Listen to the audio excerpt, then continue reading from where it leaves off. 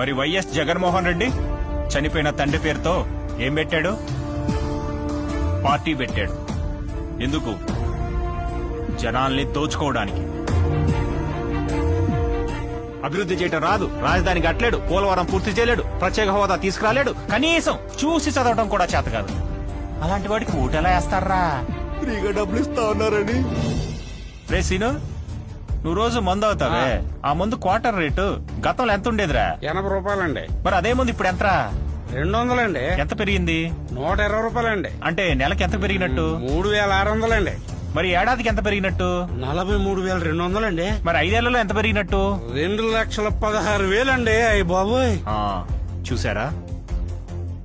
ఈ విధంగా petrol, diesel, ఇసుక ధరలు, బస్ ఛార్జీలు, ఇంటి పన్ను, ఆస్తి పన్ను, చెత్త పన్ను, రోడ్ ట్యాక్స్, ఫైబర్ నెట్ ఛార్జీలు, ఆ ఛార్జీలు, ఈ ఛార్జీలు అని ఇలా పెంచినవన్నీ లెక్కేసుకుంటే ఈ 5 ఏళ్లలో ఒక్కో కుటుంబం నుంచి దోచుకున్నది అక్షరాల 10 లక్షల రూపాయలు. కానీ కుటుంబానికి నవరంధ్రాలు అనే పేరుతో ఈ 5 ఏళ్లలో మనకిచ్చింది 1 లక్ష రూపాయలు. అంటే 10 లక్షల రూపాయలు మన దగ్గరే మింగి 1 లక్ష రూపాయల ముష్టి మనకిచ్చి నేనే దేవుణ్ణి అంటున్నాడు. అలాంటి వాడికి మీరు పాలాభిషేకాలు చేస్తున్నారు. మీకు తెలుసా మన రాష్ట్రం మీద 13 లక్షల కోట్ల అప్పు ఉందని? అదంతా ఎవరు చేశారు? ఎవరు కడతారు? మన రాష్ట్రం మీద ఉన్న అప్పుల భారం మనదే, మనమే తీర్చాలి.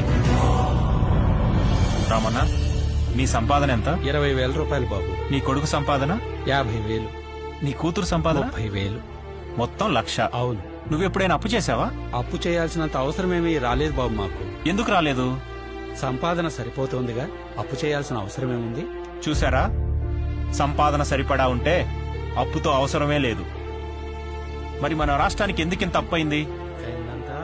సంపాదన లేదు కాబట్టి. సంపద సృష్టించలేనివాడు రాష్ట్రానికి అవసరం లేదు. అప్పులు చేసేవాడు అసలే వద్దు. సంపద సృష్టించి సంక్షేమ పథకాలు ఇవ్వగలిగిన వాడే అసలైన నాయకుడు. అలాంటి వాడే మనకు సీఎంగా కావాలి. దేశ విదేశాలు తిరిగి ఇండస్ట్రీస్, ఇన్వెస్ట్మెంట్స్ తీసుకురావాలి. అంతేగాని ప్యాలెస్ దాటి బయటికి రాని పిరికోడికి ఈ రాష్ట్రాన్ని అప్పచెప్పకూడదు.